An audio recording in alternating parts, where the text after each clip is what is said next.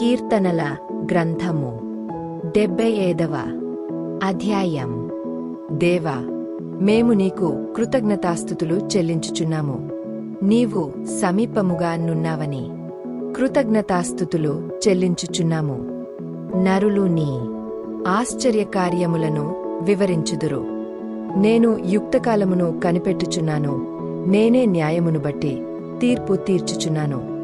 భూమియు దాని నివాసులందరును లయమగునప్పుడు నేనే దాని స్తంభములను నిలుపుదును. అహంకారులై యుండకుడని అహంకారులకు నేను ఆజ్ఞ ఇచ్చుచున్నాను. కొమ్ము ఎత్తకుడి, ఎత్తుగా కొమ్ము ఎత్తకుడి, పొగరు పెట్టిన మాటలాడకుడి అని భక్తిహీనులకు నేను ఆజ్ఞ ఇచ్చుచున్నాను. తూర్పు నుండి అయినను పడమటి నుండి అయినను అరణ్యము నుండి అయినను హెచ్చుకలుగదు. దేవుడే తీర్పు తీర్చువాడు. ఆయన ఒకని తగ్గించును, ఒకని హెచ్చించును. యెహోవా చేతిలో ఒక పాత్రయున్నది, అందులోని ద్రాక్షారసము పొంగుచున్నది. అది సంభారముతో నిండియున్నది, ఆయన దానిలోనిది పోయుచున్నాడు.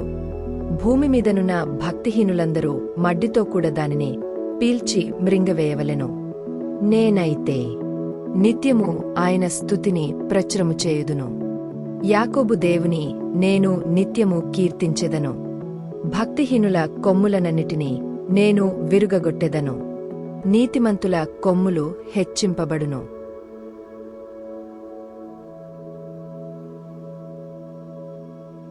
మీ ప్రార్థన అభ్యర్థనను మాతో పంచుకోండి.